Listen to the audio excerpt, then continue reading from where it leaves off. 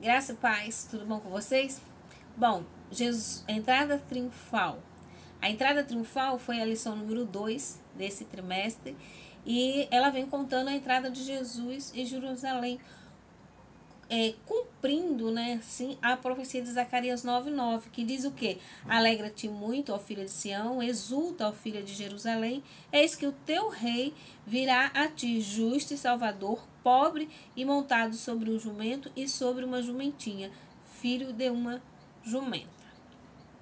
Bom, acho que não tem muito que a gente questionar se Jesus é o Salvador, né? Porque uma profecia feita tanto tempo atrás se cumpre ao pé da letra, sem tirar nada naquele episódio com Jesus Cristo. A gente viu que Jesus deixou que dessa vez os discípulos e as pessoas aclamassem ele, né? E fizessem toda aquela festa que fizeram quando Jesus estava entrando, para que se cumprisse a profecia e os discípulos viessem a lembrar disso.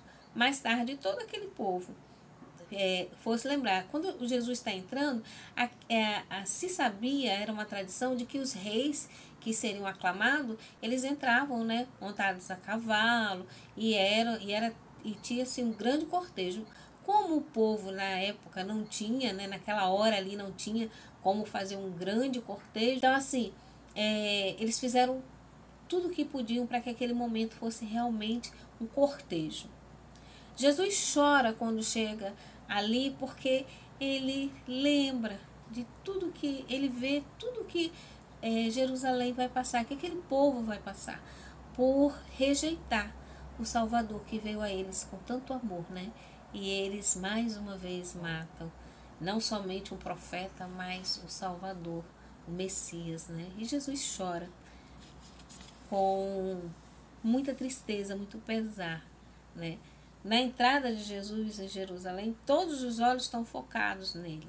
Interessante é que os fariseus, eles ficam irritados com aquela situação, ficam com inveja, né? Porque aquela pompa e circunstância toda para Jesus, e eles querem que aquele povo pare. Eles chegam até a dizer a Jesus, eles passam pela multidão e dizem: olha, fala para esse povo para parar com esse barulho, olha, os romanos não vão gostar muito disso. E Jesus disse: olha, se eles calarem, até as pedras calarão. Os fariseus não entendiam que aquele acontecimento era uma ordem divina. Aquele acontecimento tinha que acontecer. E Deus faria com que acontecesse, mesmo que o ser humano não obedecesse à ordem de fazê-lo, né, de seguir os ditames da vontade de Deus. Então, os fariseus podiam falar o que quisessem, mas eles não conseguiriam impedir aquele momento, né? E quando Jesus chega a Jerusalém, quando ele entra na cidade, aí ele vai ao templo e o que está lá? Os cambistas no templo, né?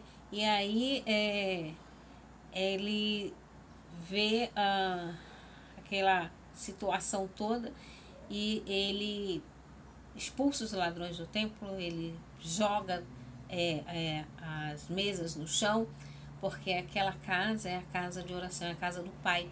Então ele ali está zelando pela casa do Pai.